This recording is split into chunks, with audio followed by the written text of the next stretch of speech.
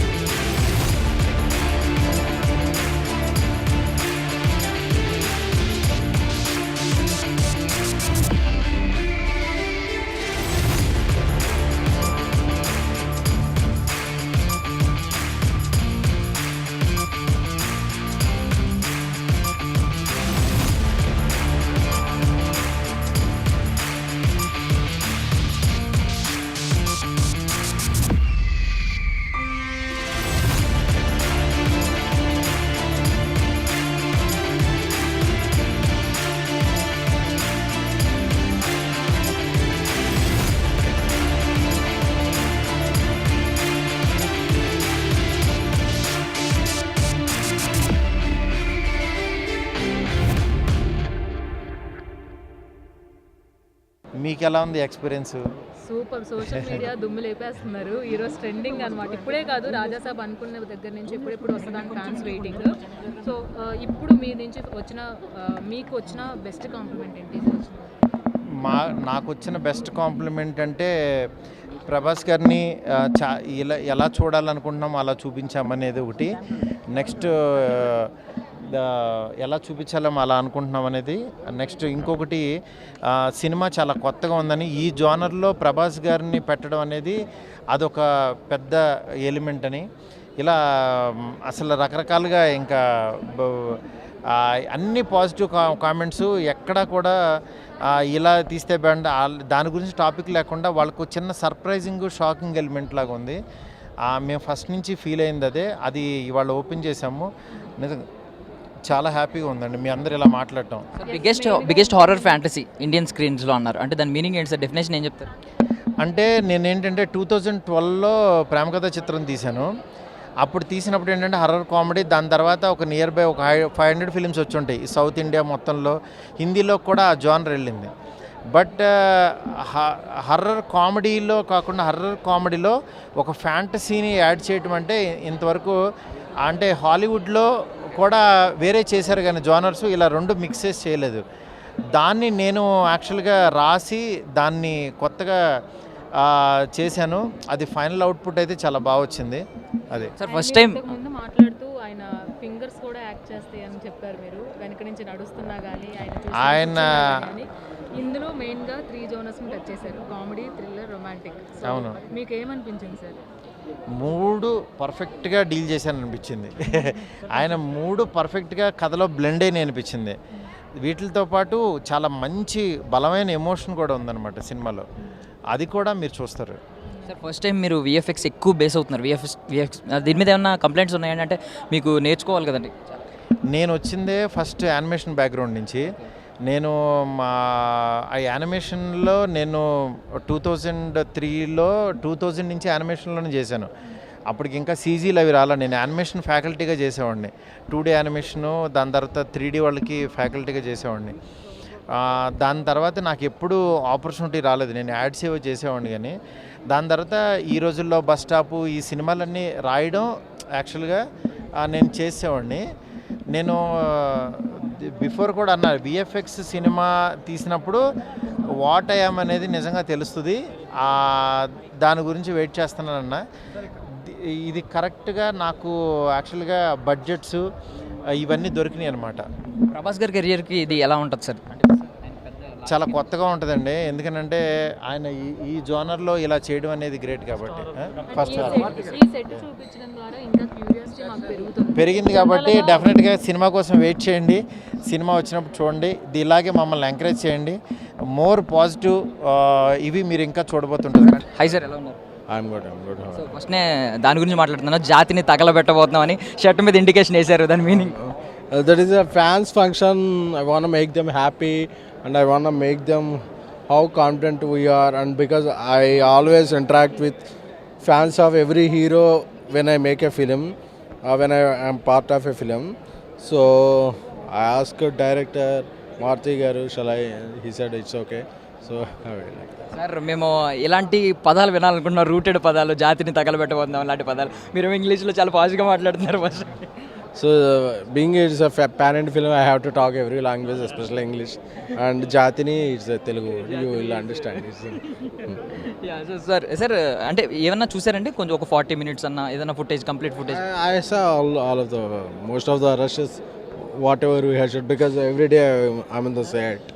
So we are very much confident. So Prabhas గారి ఫిల్మోగ్రఫీలో ఈ film ఎలా అవుట్ స్టాండ్ అవుతుందని అనుకుంటున్నారు? ప్రభాస్ గారి ఫిల్మోగ్రఫీలో లాస్ట్ డికేడ్ నుంచి ఆయన కొన్ని సబ్జెక్ట్స్ పరంగా కొన్ని ఎలిమెంట్స్ టచ్ చేయలేదు. సో ఆ ఎలిమెంట్స్ అన్నీ కూడా ఈ సినిమాలో ఉంటాయి. సో ఫ్యాన్స్కి ఒక ఫుల్ ఫీస్ట్. సో ఇది కంప్లీట్ విఎఫ్ఎక్స్ బేస్డ్. విఎఫ్ఎక్స్ అంటే ఈ మధ్య ట్రోలింగ్స్ ఎక్కువ చూస్తున్నాం, మీకు కూడా తెలుసు. పెద్ద పెద్ద చిరంజీవి గారు లాంటి సినిమానే ట్రోల్ చేస్తున్న రోజులు ఇవి. చిరంజీవి గారి సినిమానే అలాంటిది ఏం లేదండి. చిరంజీవి గారు ఇస్ అ లెజెండ్. అంటే ట్రోల్ చేసేవాళ్ళు ఎనీ సినిమాని ట్రోల్ చేస్తారు, అది దాన్ని మనం కన్సిడరేషన్లో పక్కన పెట్టేస్తే, apart from VFX, this is not a just VFX film, it's a content rich film. Content నుంచి అన్నీ వస్తాయి, దాంట్లో VFX ఒక part. So and many Hollywood studios also contributed VFX to the film, so it really I faced. So biggest horror fantasy అని చెప్పి ఒక Indian స్క్రీన్స్లోనే. So దాని definition ఏం చెప్తారు? ఇది ఒక 41,000 స్క్వేర్ ఫీట్తో ఒక సెట్ వేసారండి. ఇండియాలోనే ఒక హారర్ సెట్ ఎప్పుడు వేయలేదు ఇలాంటిది ఒక సినిమాకి. సో ఇలాంటి ఒక 3-4 సెట్స్ ఉన్నాయి ఫిల్మ్లో. So the makers decide to go with the Indian biggest horror fantasy. ఏ సినిమాలో అయినా సరే ప్రోటాగనిస్ట్ యాంటాగనిస్ట్కి తగ్ ఆఫ్ వార్ ఉండాలి. సో ఇక్కడ పెద్ద పవర్ఫుల్ లెజెండ్స్ ఉన్నారు, ఒకరేమో ప్రభాస్ గారు, ఇంకొకరేమో సంజయ్ దత్ గారు. వాళ్ళిద్దరి మధ్య తగ్ ఆఫ్ వార్ ఎలా ఉండబోతుంది? అది ఇప్పుడే టీజర్ వచ్చింది కాబట్టి ఎక్కువ రివీల్ చేయకూడదు. But as you go, teaser తర్వాత సింగిల్స్ వస్తాయి, సింగిల్స్ తర్వాత ట్రైలర్స్ వస్తాయి. So everything you will all know. So finally Thaman garu ఈసారి థియేటర్స్లో స్పీకర్లు తగలబెట్టబోతున్నారు ఏంటి? తమన్ గారికి ఒక స్పెషల్ ఫ్యాన్ ఫాలోయింగ్ ఉంది, మ్యూజిక్ సందర్భిస్తే. సో ఆయన ఫ్యాన్స్ని ఆయన గ్యారంటీగా సాటిస్ఫై చేస్తాడు, బికాజ్ ఇలాంటి జానర్స్కి ఎక్కువ మ్యూజిక్ కాంట్రిబ్యూషన్ ఉంటుంది కాబట్టి. He did splendid job. టీజర్లోనే కొంచెం చూసాం, మన సినిమాలో ఫుల్ ఫ్లెడ్జ్గా చూస్తాం. Thank you so much sir. Thank you. Hi Sai గారు, ఎలా ఉన్నారు? సోదరా బాగున్నారా? చెప్పండి. First of all first time అంటే మీకు డైరెక్షన్ అంటే బాగా ఇంట్రెస్ట్ ఉంది. సో ఇక్కడ ఇప్పుడు మీరు కూడా బిజీ షెడ్యూల్లో ఉండి ప్రభాస్ గారు ఈ రాజాసాబ్ వర్క్ చేయడానికి మారుతి గారు ప్రథమ కారణమా, ప్రభాస్ గారు కూడా ఎంతో కొంత కారణమా? లలింగ్, ఇది ఒక మ్యాజిక్ అంటారు కదా, అలాగా. First of all I'm really proud of Maruthi garu. ఎందుకంటే ఆయన మనకి ఈ రోజుల్లో దగ్గర నుంచి ఒక చిన్న కెమెరా పట్టుకొని ఫోటో కెమెరా తీస్తూ అక్కడి నుంచి ఇంత పెద్ద సెట్టు, పెద్ద హీరో, ఆ జర్నీ దగ్గరుండి చూశాను. బట్ ఈ సినిమాలో కూడా నేను అక్కడ డైరెక్షన్ డిపార్ట్మెంట్ అండ్ యాక్టింగ్, ఇక్కడ చిన్నది క్యారెక్టర్ చేశానులే. కానీ ఫుల్ లెంత్ నేను కూడా వన్ ఆఫ్ ద క్రియేటివ్ టీంలో భాగంగా ఉండడం ఐఎమ్ సో హ్యాపీ. ఇది ఒకరి మీద ఒకరికి జరిగిన వాళ్ళ నమ్మకంతో కుదిరింది అనమాట. అంటే ఒక హీరో, ఒక డైరెక్టర్ కలిసి నమ్మితే ఎట్లా ఉంటుంది, ఒకరినొకరు రెస్పెక్ట్ చేసుకుని ఒకరి టాలెంట్ని ఒకరు నమ్మితే ఎట్లా ఉంటుందో అట్లా కలుసుకున్నారు వాళ్ళు. అది మాకు సెట్లో ప్రతిరోజు చాలా కన్నుల పండుగగా ఉండేది అనమాట. సో మీరు టీజర్ వచ్చింది, రెస్పాన్స్ చూసారా? ఏమని వచ్చింది ఫస్ట్ కాంప్లిమెంట్? ఫిల్మ్ ఇంకా బాకీ అంటున్నాను నేను, ఎందుకంటే మేము చూసింది చాలా ఎక్కువ, చేసింది చాలా ఎక్కువ, ఇది చాలా తక్కువ ఇచ్చారు. నేను అదే కొంచెం డిసప్పాయింట్, ఎందుకు ఇంకొంచెం ఇవ్వచ్చు కదా అంటే ఓకే మనకి ఇంకా ట్రైలర్ ఉంది కదా అని అన్నారు మారుతి గారు. బట్ మీరు దీనికి ఎగ్జైట్మెంట్ అవుతున్నారంటే నాకు తెలిసి ఐ హోప్ ట్రైలర్కి ఇంకా ఎగ్జైట్ అవుతారు, సినిమాకి మోర్ ఎగ్జైట్మెంట్ ఉంటుంది. సో ఇండియన్ స్క్రీన్స్లో మొత్తం అన్నిటిలో బిగ్గెస్ట్ హారర్ ఫ్యాంటసీ అన్నారు, ఎందుకు అన్నారు అన్నమాట? అంటే హారర్కి నాకు తెలిసి మన ఇండియాలో ఇంత యూజ్ ఎక్స్పెన్సివ్ చేసి ఉండరు. హారర్ జానర్ అనేటప్పటికి దాని లిమిటెడ్ బడ్జెట్ అదే ఉంటుంది కదా, మీరు చూసారు కదా సెట్ కానీ దీని పనిచేస్తున్న గ్రాఫిక్స్ టీమ్ కానీ. సో అందుకనే అంత this is a big horror romantic comedy. ఈ జానర్ని ఇంత పెద్దగా ఇంత ఎక్స్పెండేషన్గా ఎవరు చెప్పలేదు, అందుకే అని ఉంటారు. దట్స్ ట్రూ, నేను ఐ విట్నెస్ కాబట్టి. సో ప్రభాస్ గారిని సెట్స్లో అబ్జర్వ్ చేసినప్పుడు మీకు ఏమనిపించింది? అంటే బాగా విట్నెస్ చేసినప్పుడు ఆయన యాక్షన్ కావచ్చు, ఆయన యాక్టింగ్ కావచ్చు, లేదంటే యాక్షన్ సీక్వెన్సెస్ కావచ్చు, కామెడీ కావచ్చు ఎస్పెషల్లీ. ఆయన ఎప్పుడు బాహుబలి ఆయనకు తెలుసు, ఎప్పుడు డార్లింగే ఎప్పుడు ఆయనకి తెలుసు, రెండు ఆయనకి తెలుసు కాబట్టి ఆ సిచ్యువేషన్కి వచ్చినట్టుగా అలాగా వెళ్ళదు. ఈ సో ఇంటెన్స్ అండి. ఇంకా ఆయన గురించి మనం చెప్తే ఆయనకి చాలా ఇష్టం సినిమా అంటే, మంచి సినిమా చాలా ఇష్టం ఆయనకి. అది అనిపించి ఉండేది ప్రతి క్షణం దాని మీద డిస్కషన్లు, వీళ్ళు ఈ సినిమా లవర్ ఆయన, అది బాగా గమనించాను. అది చాలా ఇన్స్పైరింగ్ అనిపించింది. అంటే అంత పెద్ద హీరో అయ్యింది, మనం ఏం చేస్తే అది అయిపోద్దిలే అనుకోరు ఆయన. వచ్చిన కానీ ఆ డిస్కషన్ కానీ వీళ్ళు మాట్లాడుకోవడం అట్లా ఉంటుంది. ఎప్పుడైనా సెట్స్లోకి ఫుడ్ వచ్చిందండి ఆయన ఫుడ్? వస్తుంటుందండి, చాలాసార్లు పంపిస్తుంటారు. ఏంటి స్పెషల్ ఏమొచ్చింది చెప్పండి మీరు దాన్ని. అలా లేదు, ఒకసారి పంపిస్తారండి రకరకాలు, ఎవరన్నా మంచి యాక్టర్ అన్నీ పంపిస్తారండి ఆయనకి. స్పెషల్ ఫుడ్ అంటే ఫుడ్ అని ఆయన తోసేస్తారు కానీ ఈజ్ వెరీ గుడ్ టాక్, చాలా బాగా మాట్లాడతారు ఆయన. దానికంటే బాగుంటుంది.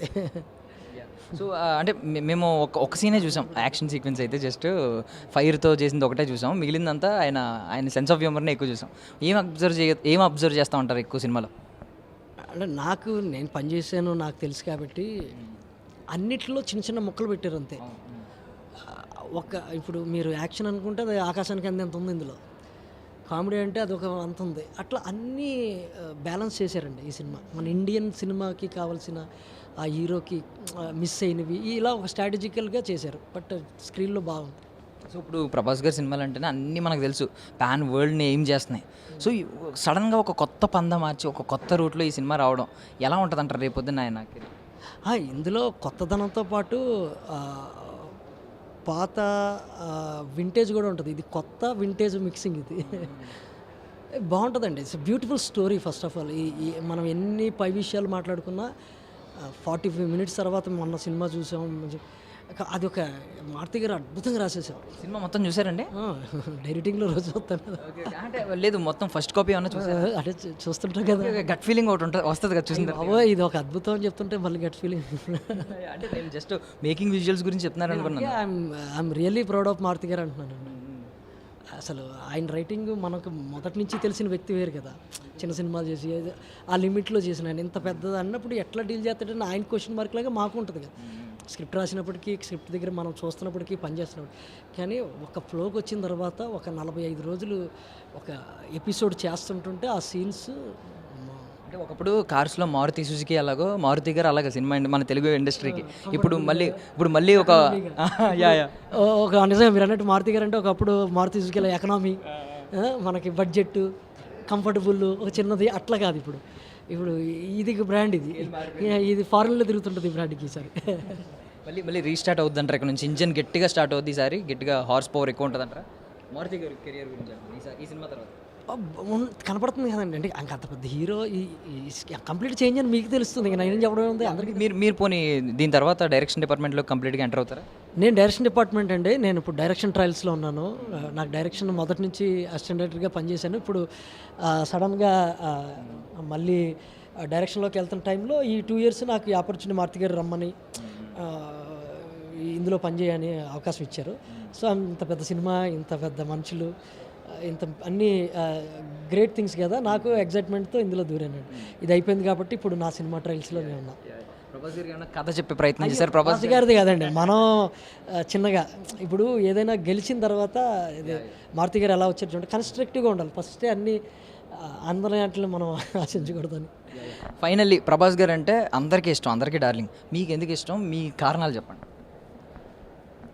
కదండి మనం ఇప్పుడు ఈ హీరోలు అందరూ, అంటే నేను కొత్తగా వచ్చినప్పుడు ఒక హీరోగా అంటే మనం ఇక సినిమాలు చూస్తున్నప్పుడు ఇండస్ట్రీకి రాకముందు వీళ్ళందరూ హీరోలే కదా, అద్భుతమైన సినిమాలు చేశారు కదండి, మనం చూసాం కదా, ఒక్కొక్కరిని ఒక్కొక్క స్టైల్లో చూసాం కదా. నాకు ఈయనలో ఇష్టం ఈ యాక్టింగ్ అదంతా అప్పటి వరకు ఓకే, కానీ ఇప్పుడు సెట్లో రోజు చూస్తున్నప్పుడు సినిమా మీద నాకు ఆయన సినిమా మీద చాలా అవగాహన ఉందని తెలిసిన తర్వాత నాకు చాలా ఎగ్జైట్మెంట్ అయిపోయింది. He knows very well to the crafts and movie అన్నీ సెట్టింగ్ అనమాట. ఆయన కథ మాట్లాడుతుంటాడు, కథ వింటుంటాడు, ఎక్కువ ఎంజాయ్ చేస్తూ అంటే తెలుసుకొని దాని గురించి డిస్కషన్. ఒక హీరో వచ్చి జస్ట్ అట్లా ఉంటారు ఆయన, అది నాకు నచ్చింది, నాకు బాగా నచ్చేసాడు. అతను కథ గురించి అంత బాగా ఎంత ఇంటెన్షన్గా వింటుంటాడు, సీన్ బాగుంటే ఎగ్జైట్ అయిపోతుంటారు.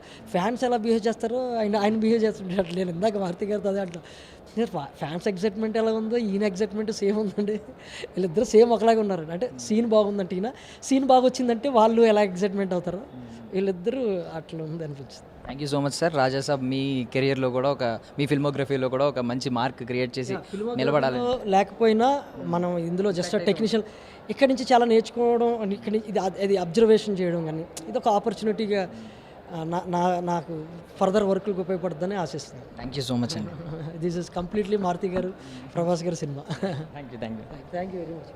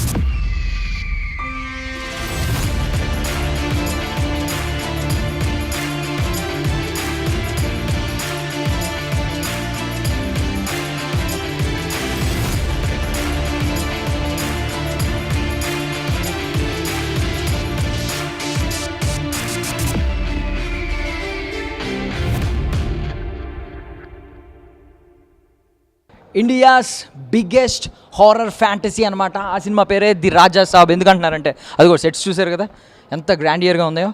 ఆల్మోస్ట్ ఎంత పెద్ద సెట్ ఏ సినిమాకి వేయలేదంట ఇండియాలో, హారర్ ఫిల్మ్స్లో ఏ సెట్స్కి వేయలేదంట, ఐ మీన్ ఏ ఫిల్మ్కి వేయలేదంట. లైక్ బాలీవుడ్లో చాలా సినిమాలు చూసాం మనం, పెద్ద పెద్ద స్టార్స్ లైక్ అమితాబ్ బచ్చన్ గారు యాక్ట్ చేసిన లాంటి సినిమాలు కూడా చూసాం, వాటికి కూడా ఇంత పెద్ద సెట్ అయితే వేయలేదన్నమాట. అందుకనే India's biggest horror fantasy film అని అంటున్నారు. సో అండ్ మీరు దీని ఇంపాక్ట్ ఎలా ఉండబోతుంది, ఈ సినిమా ఇంపాక్ట్ అనేది తెలుసుకోవాలనుకుంటే ముందు ఇక్కడికి వెళ్ళాలన్నమాట. దాని గురించి చూద్దాం. చూస్తున్నారు కదా, సో నార్మల్లీ ఇవన్నీ కూడా భయపెడుతున్నాయి సెట్స్ అంతా కూడా, బట్ ఇప్పుడు మాత్రం బాగా భయపెట్టబోతుంది అనమాట. చూడండి ఒకసారి, అటు చూడండి, ఇది మొత్తం ఒక ఐ మీన్ మనం చేతబడి చేసే ప్లేసులకు వచ్చినట్టు ఫీలింగ్ అవుతుంది. నిజంగా చేతబడులు ఉన్నాయేమో అనే భయం కూడా మొదలవుతుంది ఇలాంటి ప్రదేశాలు చూస్తుంటే. చాలా రియలిస్టిక్గా చేశారు. అండ్ మీరు చూస్తున్నారు కదా అక్కడ అదిగోండి ఆపోజిట్లో కూర్చున్న మహిళలు కూడా మనకి మాంత్రికురాల్లా కనిపిస్తున్నారు నార్మల్ దాని ఇంపాక్ట్ వల్ల.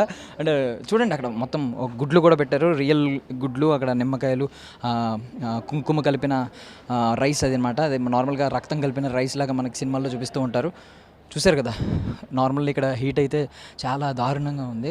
మేబీ మీరు ఆన్ స్క్రీన్ కాబట్టి మీరు దీన్ని అబ్జర్వ్ చేయలేరు, నేను కాబట్టి ఎక్స్పీరియన్స్ చేస్తున్నాను. ఇదిగోండి ఇక్కడ చూడండి, ఒక పొట్టేలు తలకాయ అనమాట, బట్ రియల్ కాదు, ఇది విఎఫ్ఎక్స్. బికాజ్ యానిమల్ని మనం హెరాస్ చేయకూడదు కాబట్టి, యానిమల్స్ని మనం బాధ పెట్టకూడదు కాబట్టి అక్కడ అన్ని మొత్తం సెట్సే ఉన్నాయి. అండ్ ఇంకా మనం చూద్దాం, ఇలా రండి ఒకసారి. యా ఇదిగో దిస్ వన్ చూడండి, ఒక రియల్ చేతులు ఎముకలు పుర్రెల్లాగా డిజైన్ చేశారు. ఇది ఇందాక మనం అక్కడ చూసిన పొట్టేలు కొమ్ము అనమాట, విరిగిపోయింది, ఇక్కడ ఉంది. మేబీ సినిమాలో అది భాగమేమో. సో ఇది కూడా చూడండి, తెలియకుండానే నేను ఒక రియల్ చేతబడులు చేసే ఒక డార్క్ ప్లేస్ని మనం ఎక్స్పీరియన్స్ చేసినట్టుంది. ఏదో వార్తల్లో వస్తుంది కదా, లీక్ అయిందని అలా ఉందన్నమాట. చాలా బాగుంది సెట్స్ అయితే. సో మొత్తం ఒకసారి ఒక రౌండ్ వేయండి మొత్తం పైన అంతా. మీకు చిన్నప్పుడు అన్వేషిత అని ఒక సీరియల్ ఉంటుంది, అందులో రాక్షసి ఇదే ఫేస్తో ఉంటుంది అనమాట. మీరు బాగా అబ్జర్వ్ చేస్తే ఆ సెట్స్ మొత్తం అదే ఉంది. చిన్నప్పుడు నేను చాలా భయపడేవాడిని, 90s కిడ్ని కాబట్టి. అండ్ పదండి ఇంకా నెక్స్ట్, ఈ హీట్ని అయితే మీరు ఎక్స్పీరియన్స్ చేస్తారు. ఇప్పుడు గ్రాండ్ ఇయర్ని ఇక్కడ నుంచి చూడాలి కాబట్టి ఆ గ్రాండ్ ఇయర్ని అయితే నేను ఇప్పుడు మీకు చూపించబోతున్నాను. కమాన్, బై ద వే ఒకసారి ఈయనకి నమస్కారం పెట్టుకుందాం. మంచో చెడో పక్కన పెడితే కోపం వస్తుంది ఈయనకి. మేబీ సంజయ్ దత్ గారు ఆత్మరూపంలో ఉన్న విజువల్ అయి ఉండొచ్చు ఇది. సో నెక్స్ట్ మీకు ఒక రొమాంటిక్ ప్లేస్ చూపించబోతున్నాను. బట్ ఆ రొమాన్స్ మనుషులతో చేసినప్పుడు బాగానే ఉంటుంది, అంటే ఒక హీరోయిన్తో చేసినప్పుడు బాగానే ఉంటుంది. కాకపోతే అదే దెయ్యం మనిషితో చేస్తే ఎలా ఉంటుంది అది కూడా ఇక్కడ మనం చూడబోతున్నాం అనమాట. సో బేసికల్లీ ఇక్కడే మనం ప్రభాస్ గారి డైలాగ్ ఒకటి విన్నాం కదా, రాత్రి తెలియకుండా మీద పడి కొంచెం కొరికేసినట్టున్నాను, ఏమనుకోకండి కరిచేసినట్టున్నాను అంటారు కదా, ఇదే ప్లేస్ అనమాట. బట్ తర్వాత థింగ్ ఏంటంటే మేబీ దెయ్యం రొమాన్స్ ఇక్కడ కనిపించబోతుంది. సంజయ్ దత్ గారు మనుషులు రొమాన్స్ చేస్తే ఎలా ఉంటుందో ఇక్కడ చూడబోతారు అనమాట. అంటే ఇది చూడండి ఒకసారి. వాహ్ ఇది ఒక పెద్ద లాకర్ అనమాట. మనకి సంజయ్ దత్ గారు చాలా ఓపెన్గా ఒక స్టేట్మెంట్ ఇచ్చారు, వద్దు లోపల చూడొద్దు, ఆయనకి కోపం వస్తుంది. సంజయ్ దత్ గారు ఏమన్నారంటే, ఈ భవనం మొత్తం నా కాలేయం మీన్స్ నా శరీరం లాంటిది, ఇందులో ఉన్న ఆస్తి అంతా నాకు ప్రాణం అని చెప్పి, నా ఆస్తి ఇదంతా అని చెప్పి, ఆయన చనిపోయినా నేనే అనుభవించాలి ఈ ఆస్తిని అని అన్నారు. సో మనం ఎక్కువ విట్నెస్ చేయకూడదు. ఆయన చాలా పకడ్బందీగా డిజైన్ చేసుకున్నారు ఆ లాకర్ని. లోపల ఏమున్నాయో మనకు తెలియదు, ఓపెన్ చేస్తే మాత్రం ఆయన కోపం వస్తుంది, మళ్ళీ మన మీద కూడా పగబట్టే ఛాన్స్ ఉంది. అండ్ పెయింటింగ్స్ మీరు ఎక్కడ చూసినా ఈ పెయింటింగ్స్ అయితే చాలా గొప్ప గొప్పగా ఉన్నాయి. అంటే ఇంకో చూడండి, నల్లపిల్లి, మనకి నల్లపిల్లి అంటేనే నార్మల్గా భయం. ఆ నల్లపిల్లి పైన ఏదో ఉంది సంథింగ్, ఒక గుండెలోంచి రక్తం పడుతున్నట్టు సంథింగ్ ఏదో ఉంది. ఇవన్నీ మనకి మేబీ డార్క్నెస్ గురించి, కొంచెం ఈ డార్క్ సైకాలజీ గురించి, లేదంటే కొంచెం ఇలాంటి దెయ్యాల సబ్జెక్టులు తెలుసుకున్న వాళ్ళకి బాగా తెలుస్తాయేమో. చూడండి ఇది కూడా భయంకరమైన పెయింటింగ్స్ అయితే మొత్తం భవనం మొత్తం ఉన్నాయి. ఇది మరి సంజయ్ దత్ గారు ఇష్టపడి వేయించుకున్నారు యాజ్ పర్ ది రాజసాబ్ కథ. అంటే ఇంకా లోపలికి వెళ్దాం. ఇక్కడైతే యూ విల్ విట్నెస్ సంథింగ్. ఇదిగోండి, నిజంగా ఒక పిశాచి దిగులుగా ఒంటరిగా కూర్చుంటే ఎలా ఉంటుంది అనమాట. దానికి అప్పుడే ఒక కోరికలు వస్తూ ఉంటాయి, మనుషుల్ని ఎలా నాశనం చేయాలంటే. ఇది ఇంకా భయంకరంగా ఉంది. అంటే మనకి సమాజంలో కూడా ఇది బాగా సెట్ అవుతుంది. ఎలా అంటే 1000 కళ్ళు మనల్ని చూస్తూనే ఉంటాయి. 1000 కళ్ళు కూడా మంచి ఉద్దేశంతో చూడవు, అందుకే రెడ్ కలర్ వేశారు. మనల్ని సమాజం మొత్తం చూస్తూనే ఉంటుంది, ఎలా వీడిని నాశనం చేద్దాం, ఎలా వీడిని నెగిటివ్గా పోర్ట్రేట్ చేద్దాం అని చెప్పి. అది సింబాలిక్గా కనిపిస్తుంది. బట్ ఇది ఒరిజినల్గా అయితే అదొక హారర్ కైండ్ ఆఫ్ థీమ్లో వేసిన పెయింటింగ్ అనమాట. అండ్ ఇది మొత్తం లైబ్రరీ చూడండి, ఒక అద్భుతమైన లైబ్రరీ. ఇలాంటి లైబ్రరీ కనుక మన ఇళ్లలో ఉంటే మనం ప్రతి ఒక్కరూ ఒక షేక్స్పియరో, ఒక బాబా సాహెబ్ అంబేద్కరో అయిపోతూ ఉంటాం. చాలా అద్భుతంగా ఉంది కదా. అండ్ మోర్ ఓవర్ అక్కడ ఒక మెట్లు కనిపిస్తున్నాయి మీకు. ఆ మెట్లు గురించి మీకు ప్రత్యేకంగా చెప్పాలి. ఇది మీరు ఎప్పుడన్నా చూసినట్టు అనిపిస్తుందా?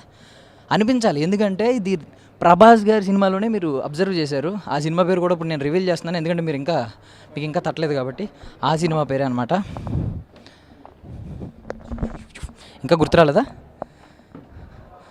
సో ఒక లవ్ స్టోరీ, ప్రభాస్ గారు ఒక లవ్ స్టోరీలో రీసెంట్గా యాక్ట్ చేశారు, దాని పేరే రాధేశ్యామ్. వదిలే, పైకి వెళ్తుంటే కొంచెం భయంగా ఉంది నాకు కూడా. రాధేశ్యామ్ సినిమాలో ప్రభాస్ గారు ఫస్ట్ ఒక ప్రీల్యూడ్, ఒక టీజర్ వచ్చింది కాబట్టి ఆ గ్లిమ్స్లో ఫస్ట్ ప్రభాస్ గారు ఇలా దిగుతూ ఉంటారు. ఇదే ఆ సెట్ లాగా ఉందన్నమాట. మేబీ ఇదే సెట్టో లేదంటే దాని కైండ్ ఆఫ్ డిజైన్ ఇది కూడా ఉందో లేదు. అండ్ మోర్ ఓవర్ ఒకసారి సంజయ్ దత్ గారిని చూపించు.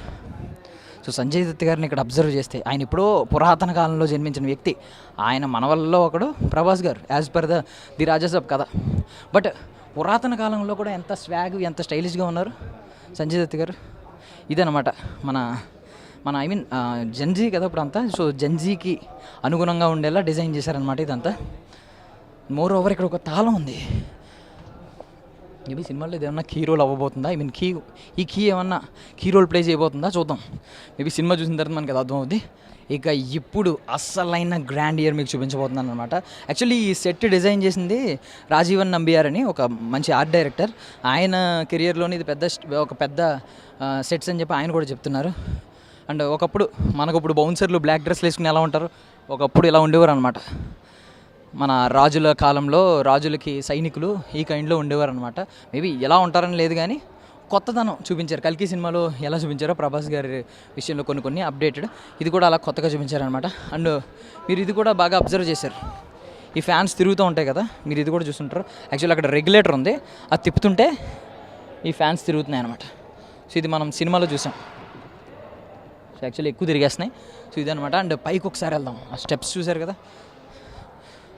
సో అండ్ మోర్ ఓవర్ ఇదే ప్రభాస్ ఫస్ట్ లుక్లో మనకి కనిపించారు కదా. ఫస్ట్ లుక్లో చాలా పాష్గా ఒక స్టిల్ ఇచ్చారు కదా, ఇదే అన్నమాట అది. మేబీ నేను కూడా కూర్చుంటే సంజయ్ దత్ గారికి మనవడిని అవుతానేమో చూద్దాం. ఆయన కూడా నన్ను వెంటాడి మేబీ నాకు ఏమన్నా ఆశిస్తారేమో చూద్దాం. Yeah next. సో ఇక మనం పైకి వెళ్దాం రాజభవనంలోకి. అదిగోండి రాజాది రాజా, సంజయ్ దత్ గారి పేరు నాకు తెలీదు, బట్ రాజాది రాజా మహారాజా చక్రవర్తి చనిపోయిన తర్వాత కూడా ఆస్తిని అనుభవించాలనుకుంటున్న మన సంజయ్ దత్ గారు ఇక్కడే ఉన్నారు. మరి ఆయన చిహ్నం ఏంటో తెలియదు కానీ కింద లియో సినిమాలో లాగా ఒక గ్రెద్ద ఉందన్నమాట. దీన్ని డ్యాగ్ అంటారు, కొంతమంది గ్రెద్ద అంటారు. బట్ ఇది చాలా ప్యూర్ ఐరన్, అసలు మొయ్యలేకపోతున్నాను. ఓ మై గాడ్, మేబీ ఇది స్టిక్ చేస్తారేమో. నేను చాలా కష్టపడ్డాను దాన్ని లేపడానికి. ఎస్, ఇది కూడా చాలా బరువుగా ఉంది, బట్ గోల్డ్ కాదు, బ్రాంజ్. గోల్డ్ అయితే మనమే తీసుకెళ్ళిపోయేవాళ్ళం. ఎస్, చూడండి ఇవన్నీ వింటేజ్లో ఒకప్పుడు మన ఓల్డ్ ఆర్కిటెక్చర్ ఉండేది కదా ఇదంతా. అండ్ ఓల్డ్ అప్పుడు థింగ్స్ ఇలా ఉండేవన్నమాట, దీపపు కుందీలు. బికాజ్ అప్పుడు ఎలక్ట్రిసిటీ లేదు, బట్ ఇందులో ఎలక్ట్రిసిటీ కూడా ఉందనుకోండి. అండ్ సో ఇంకా మిగిలిన ప్యాలెస్ కూడా చూసేద్దాం. మై గాడ్ అడుగడుగున మర్రి చెట్టు. అంటే మర్రి చెట్టు యాక్చువల్లీ ఒకప్పుడు ఏంటంటే ఇలా భవనాల మధ్యలో మర్రి చెట్లు ఉండేవి. అంటే అందరికీ కాదు, కొన్ని భవనాలు ఏంటంటే పాడుబడిన భవనాలు అంటారు. వాటికి ఏంటంటే మధ్యలో చిన్న రావి చెట్లు మర్రి చెట్లు మొలిచి పెద్దగా అయిపోయి ఇంకా ఇలా ఓడలు ఏలాడుతూ ఉంటాయి అన్నమాట భవనాల్లో. ఇది కూడా అలాగే ఒక పురాతనబడిన మర్రి చెట్టు. అండ్ ఇదిగోండి ఇందాక మనం చూసినట్టే ఒకటి ఉంది ఇక్కడ చూడండి, అది ఒక బావి అనమాట. అక్కడ చూడండి మళ్ళీ క్షుద్ర పూజలు చేయడానికి ఇంకొక ప్లేస్ ఉంది ఇక్కడ. అక్కడ నిజంగానే ఒక ఎముకలు ఉన్నాయి. అక్కడ ఎవరో ఒక వ్యక్తి కూర్చుని దాన్ని ఏదో ఎక్స్పీరియన్స్ చేస్తున్నాడు. ఏ మంత్రాలు ఓం బగబుగే భగిని భాగోదరి అని ఏదో చదువుతున్నాడు. మేబీ అతనికి కూడా ఏదైనా ఆ ప్రభావం వచ్చి రేపొద్దున్న అతని మీద కూడా ఏదైనా ఆత్మ, సంజయ్ దత్ గారి ఆత్మ లాంటిది ఏమైనా పడుతుందేమో చూద్దాం. అండ్ మోర్ ఓవర్ గోడల మీద చూడండి ఏదో ఒక లిపి రాసి ఉందన్నమాట. అది ఏంటి అసలు ఏ భాష అనేది మనకు తెలియదు. మేబీ సినిమా చూసిన తర్వాత, బట్ మన దగ్గర కెమెరాల్లో గూగుల్ లెన్స్ ఉంది, దానిలోంచి మనం వెతకొచ్చు, కావాలనుకుంటే ట్రాన్స్లేటర్లో వెతకొచ్చు. బట్ నేను వెతికే అంత సాహసం చేయట్లేదు, ఎందుకంటే తర్వాత నన్ను ఆత్మ ఏదైనా వెంబడిస్తుందేమో అని భయం ఉంది.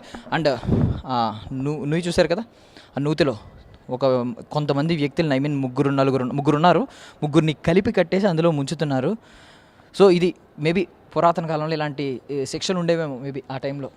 అండ్ అక్కడ ఒక పంచె కట్టుకుని ఒక దేవుడిలా ఉన్నాడు. అతను మనిషా లేదంటే ఇలాంటి డార్క్ దానిలో మనకి నార్మల్గా మన డివోషనల్గా స్వామీజీలు బాబాలు ఎలా ఉంటారో ఒక డార్క్ దానిలో కూడా అలాంటి వ్యక్తి అవ్వచ్చు, లేదంటే ఒక మనిషిని చంపేసి అక్కడ ఏమన్నా నిలబెట్టారేమో అని కూడా అనుకోవచ్చు.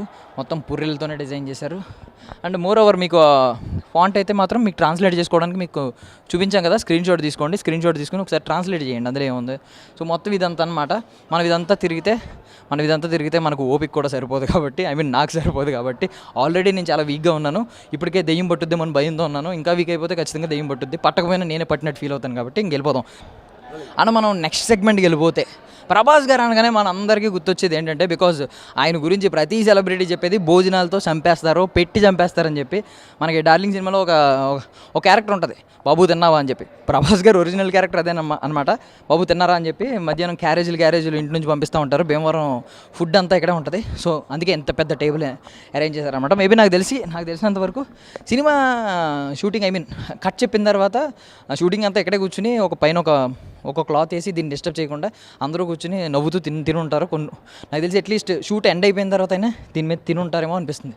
చాలా బాగుంది కదా. ఒకప్పుడు రాజులు దాంట్లో ఎలా ఉండేదన్నమాట, మనకి మల్లేశ్వరి సినిమాలో చెప్తాడు కదా, అక్కడ నెయ్యి అక్కడ పప్పు ఉంటుంది, నెయ్యి తెచ్చుకోవాలంటే ఆ చివరికి వెళ్ళాలి, నెక్స్ట్ టైం వచ్చినప్పుడు అటువైపు కూర్చుంటా అని వెంకటేష్ గారు కామెడీ చేస్తారు కదా, సేమ్ ఆ కైండ్ ఆఫ్ టేబుల్ ఉందన్నమాట. ఒక పెద్ద టేబుల్, మేబీ రాజుల కాలంలో ఒక 10 మంది 15 మంది 20 మంది కలిసి తినేవారేమో ఇలాగా. ఇక మనం ఫుడ్ ఐటమ్స్ చూసాం, మరి ఫుడ్ ఎక్కడ తయారవుద్ది? కిచెన్లోనే కదా. సో అంత మంచి ఫుడ్ ఐటమ్స్ తయారు చేయడానికి కిచెన్ కూడా బాగుండాలి కాబట్టి ఇదిగోండి ఇదంతా కిచెన్ అనమాట. మన చిన్నప్పుడు మన అమ్మమ్మల ఇంటికి వెళ్ళినప్పుడు చూస్తూ ఉంటాం, అంటే మన అమ్మలు కూడా కొంతమంది బాగానే చేసేవారు అనుకోండి, ఈ జనరేషన్లో లేదు. చూడండి అన్నీ మంచి మంచి అప్పడాలు, ఎండుమిర్చి ఇలాంటివన్నీ, ఐ మీన్ అప్పడాలు, కొన్ని ఏంటంటే పిండి వంటలు ఇలాంటివన్నీ కనిపిస్తూ ఉన్నాయి ఇక్కడ. అండ్ చూడండి ఇలాంటి ఎస్పెషల్లీ ఇలాంటి చాప, ఇలాంటి ట్రంక్ పెట్టి ఇవన్నీ మనం ఇంకోండి ఇలాంటి అర్మార్ ఒకటి. సో ఇలాంటివన్నీ మనం ఖచ్చితంగా మన అమ్మమ్మల ఇంటికి వెళ్ళినప్పుడు మాత్రం అబ్జర్వ్ చేసేవాళ్ళం. ఇప్పుడైతే లేదు. ఇంకా మధ్యలో మేబీ సెట్స్లో కూడా ఇది వస్తుందా ఏంటి అంటే రెండు మిక్స్ చేస్తారంటే తెలియదు, కానీ ఇక్కడ మైక్రోవేవ్ ఒకటి ఉంది. మైక్రోవేవ్ ఎందుకు వచ్చిందో నాకైతే అర్థం కాలేదు. అండ్ ఒకప్పుడు స్విచ్చెస్ మీకు ఐడియా ఉంది కదా, ఇది బెల్ లాంటి స్విచ్, ఇదేమో పైకి కిందకి టక్ టక్ టక్ టక్ టక్ టక్ అంటారు కదా, అది. యా నెక్స్ట్ ఇంకా ఇవన్నీ అనమాట. లోపల ఏమున్నాయో చూద్దాం. అసలు ఖాళీయేనా? అన్నీ ఖాళీయే. మరి షూట్ అయిపోయిన తర్వాత ఇవన్నీ ఏం చేస్తారనేది నాకు ఒక డౌట్ ఉంది. బట్ మధ్యలో వాడినట్టున్నారండో. నెయ్యి ఉంది ఇక్కడ, నెయ్యి ఉంది, కారం ఉంది, పంచదార ఉంది, పర్వాలేదు. కొంచెం రియలిస్టిక్గా కనిపించడానికి కొన్ని మన కిరాణా సామాన్లు కూడా ఇక్కడ అయితే ఉంచారు. ఏంటి నాకు తెలియక అడుగుతున్నాను, సంజయ్ దత్ గారు అక్కడ కూర్చుని, ప్రభాస్ గారు అక్కడ కూర్చున్నారు, మళ్ళీ ఇక్కడ కూడా ఒకటి ఉంది. అంటే ఎక్కడ ఖాళీ దొరికితే అక్కడ కూర్చుంటూ ఉంటారేంటి? ఆయన కూర్చోడానికి ఇలాంటి పెద్ద పెద్ద సింహాసనాలు వేస్తూ ఉంటారేంటి? సరేలేండి, పదండి వెళ్దాం. ఇక ఫైనల్లీ ఇంకొక ప్లేస్ చూపిస్తున్నాను. మొత్తం విజువల్స్ నేను మీకు చూపించలేను కాబట్టి మేమైతే విజువల్స్ అన్నీ మీకు ప్లే చేస్తూ ఉన్నాం. ప్రతిదీ చూడండి. బట్ దీని గురించి నేను ఎక్స్ప్లెయిన్ చేయాలి. అది ఇప్పుడైతే మనకి ఈ స్పీకర్లో, హోమ్ థియేటర్లో ఇవన్నీ ఎడిచినాయి, కానీ ఒకప్పుడు ఇంక ఇవే ten ten ten ten ten ten ten ten ten ten అంటే నాకు పొరపాటున ప్రభాస్ గారు బదులు వెంకటేష్ గారు గుర్తొచ్చేసారు. నువ్వు నాకు నచ్చే సినిమాలో వాయిస్తారు కదా, నాకు ఆ కైండ్ గుర్తొచ్చింది అనమాట. గుర్తొచ్చి ఇది జరుగుతుంది. సో పియానో కూడా ఐ మీన్ ఒక డిమానిక్ స్టైల్లో చేశారు. ఐ మీన్ మేబీ ఇది మనం ముట్టుకోకూడదేమో. ఇది ప్రభాస్ గారు పియానో కాదు, సంజయ్ దత్ గారు పియానో. ఆయన మేబీ ఎందుకు డిజైన్ చేసుకున్నారో నాకు అర్థం కాలేదు, కానీ భయపెడుతూనే డిజైన్ చేశారు. దీనిలోంచి ఖచ్చితంగా నాకు తెలిసినంత వరకు ఏదో ఒక మంచి మ్యూజిక్ సంజయ్ దత్ గారు ప్లే చేయడం మనం వినడం జరుగుతుంది అనమాట. అంటే తమన్ గారు ఇస్తారు ఆ బీజిఎం, అద్భుతమైన బీజిఎం ఇవ్వబోతున్నారు, భయపెట్టే బీజిఎం. అద్భుతమైందంటే మళ్ళీ వేరేది అనుకోవచ్చు. అండ్ అమ్మ ఎంత నెగిటివ్, ఇంత డార్క్ సెట్స్లో కొంచెం ఒక ఏంజెల్లా కనిపించింది. Thank you so much. కొంచెం నీ వెలుగు చూసిన తర్వాత కొంచెం నాకు భయం పోయింది అనమాట. భయం తగ్గింది, కొంచెం పాజిటివిటీ వచ్చింది. Thank you so much. But Angel చేతిలో వెలుగుంది, మేబీ ల్యాంప్. అంటే ప్రభాస్ గారికి సెట్స్లో, ఐ మీన్ ఈ కథ రాజాసాబ్ కథలో ప్రభాస్ గారికి సపోర్ట్ చేయడానికి కొన్ని పాజిటివ్ పవర్స్ కూడా ఉన్నాయన్నమాట. ఐ మీన్ నెగిటివ్ ఆరాలే కాదు, కొన్ని పాజిటివ్ ఆరాలు కూడా, అలాంటి ఏంజల్ ఆరాలు కూడా ఉండబోతున్నాయని అర్థమవుతుంది. సో ఓవరాల్గా చూడండి, ఒక్క రౌండ్ వేయండి. అమ్మా 2 కళ్ళు చాలా అన్నారు, చుట్టూ ఒక 10 కళ్ళు ఉన్నా కూడా సెట్స్లో ఏదో ఒక భాగం మన కంటికి అందకుండా మిగిలిపోయేలా ఉందన్నమాట. ఇది సిచ్యువేషన్. సో అందుకే అన్నారు biggest horror fantasy ever in Indian history, in Indian film history అని చెప్పి. ది రాజాసాబ్ మారుతి గారి కెరియర్లో ఖచ్చితంగా ఒక సూపర్ చిత్రంగా మిగిలిపోబోతుంది. అండ్ ప్రభాస్ గారి టైమింగ్ని, కామెడీ టైమింగ్ని మళ్ళీ మనం చూడబోతున్నాం. దాంతోపాటు ఒక సరికొత్త క్యారెక్టర్, ఐ మీన్ ప్రభాస్ గారి ఒక డిమోనిక్ క్యారెక్టర్ మనం చూసాం కదా, ఆయన నాకు తెలిసి దాని ఏమంటారు మాంత్రికుడో సంథింగ్ ఏదో. సో ఆయనకి సంజయ్ దత్ గారికి ఒక టగ్ ఆఫ్ వార్ మనం చూడబోతున్నాం. సో అప్పుడు చూసినప్పుడు దీని గురించి ఇంకా గొప్పగా రివ్యూలు చెప్పుకుందాం. That's all for now. This is Darshan from I dream media. Thank you so much for watching.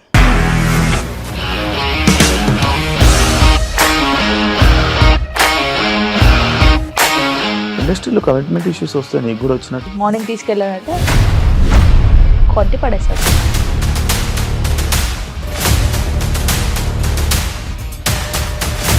ఒక్కళ్ళు కూడా చూడలేదు ఈ సినిమా అని చెప్పడానికి కూడా చాలా ధైర్యం కావాలి. అది నిజం కదా, దాంట్లో ధైర్యం ఏంటి? ఇది నెక్స్ట్ డే ప్లేట్ మార్చేస్తే తప్పు కదా. As of now we're comfortable this అని నేను అనుకుంటున్నాను. రష్మిక గారిది మీది ఒకే ఊరు అంట కదా? నీకు కోపం వచ్చిందంటే బాగా తిట్టేత్తరా? తిట్టేద్దామండి.